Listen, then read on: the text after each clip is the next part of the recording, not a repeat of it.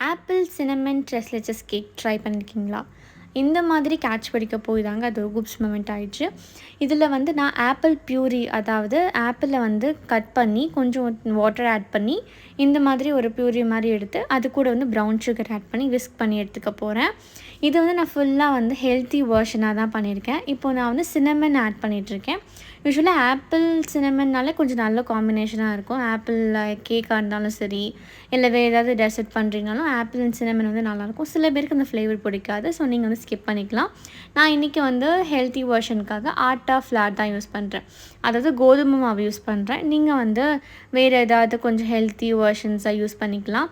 இது மிக்ஸ் பண்ணதுக்கப்புறம் இந்த மாதிரி ஒரு திக்கான பேட்டராக தான் இருக்குது. ஸோ நான் அதில் வந்து கொஞ்சம் பூஸ்ட் ஆட் பண்ணிக்கிறேங்க.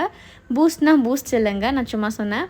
இதை வந்து எனக்கு ஃபுல்லாக நான் ஐபால் பண்ணி இந்த ரெசிபி பண்ணுறதுனால எனக்கு வந்து சுகர் ஆட் பண்ணதுக்கப்புறமா எனக்கு சுகர் வந்து ரொம்ப ஹாஃப் ஸ்வீட்டாக இருந்த மாதிரி இருந்தது.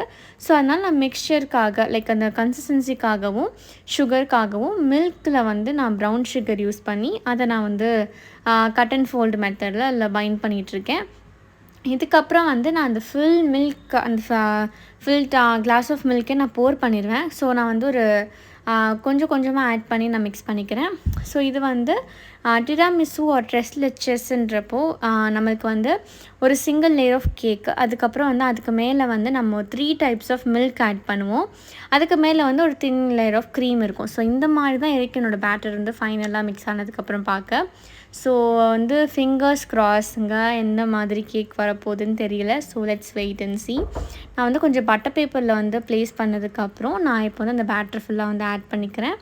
இந்த மாதிரி வந்து நான் பேட்டர் வந்து கொஞ்சம் ஸ்மூத்தாக தான் இருந்தது. அண்ட் இது எல்லாத்தையும் நான் ஆட் பண்ணி எடுத்துக்கிறேன். இந்த பேட்டர் வந்து ஏன் உங்களுக்கு கொஞ்சம் கர்னலாக இருக்க மாதிரி இருக்குன்னா, நம்ம ஆப்பிள் அதில் ஆட் பண்ணியிருக்கனால நம்மளுக்கு கொஞ்சம் அந்த மாதிரி பேட்டர் இருக்குது. இது நான் நல்லா ஈவனாக ஸ்ப்ரெட் பண்ணி எடுத்துக்கலாம். நான் இன்றைக்கி ரெக்டாங்கிள் பேன் தான் யூஸ் பண்ணுறேன். ஏன்னா யூஸ்வலாக ட்ரெஸ்லெச்சஸ் ஒரு டிராமிசு பண்ணுறப்போ நம்ம இந்த மாதிரி ஒரு பேன் எடுக்கிறப்போ கொஞ்சம் வந்து பார்க்க நல்லாயிருக்குன்றதுக்காக நான் பர்சனலாக சூஸ் பண்ணி எடுத்திருக்கேங்க. நீங்கள் ஸ்கொயர் பேன்ஸும் எடுத்துக்கலாம். இதை வந்து நான் 180 டிகிரி செல்சியஸில் ஒரு 25 மினிட்ஸ் பேக் பண்ணி எடுத்தேன். ஸோ சான்ஸே இல்லைங்க, நான் எக்ஸ்பெக்ட் பண்ணவே இல்லை இந்த அளவுக்கு பர்ஃபெக்ட் அண்ட் ஈவனாக வந்து பேக் ஆகும் அப்படின்ட்டு. எந்த ஒரு டூம் ஷேப்போ பபிள்ஸோ எதுவுமே இல்லை, நீட்டாக பேக் ஆகி வந்துருந்துச்சு. ஸோ இந்த மாதிரி தான் இருக்குது நம்மளோட கேக் பார்க்குறதுக்கு.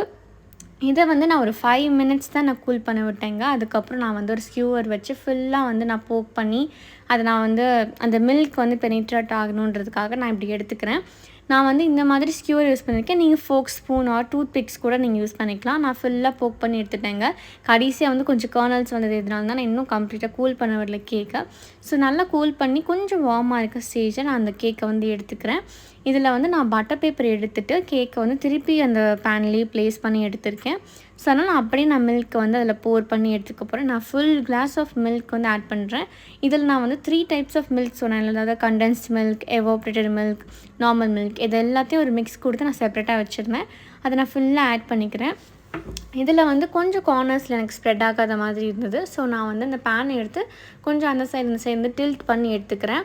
இந்த மாதிரி பண்ணுறனால எல்லா பக்கமும் மில்க் வந்து ஈவனாக ஸ்ப்ரெட் ஆகி உங்களுக்கு வந்து நல்லா டெக்ஸ்சர் வந்து ஈவனாக இருக்கும். இந்த மாதிரி நான் பண்ணதுக்கப்புறம் நம்ம வந்து ஒரு தின் லேயர் ஆஃப் க்ரீமுக்காக விப்பிங் க்ரீம் நான் பீட் பண்ணி அதை ஆட் பண்ணிக்கிறேன். அண்ட் இதோட டெக்ஸ்சர் வந்து நான் ஓரளவுக்கு ரொம்ப ஸ்டிஃப் பிக்ஸாக இல்லாமல் ஒரு சாஃப்ட் பிக்ஸ் தான் நான் வந்து பீட் பண்ணி எடுத்திருக்கேன்.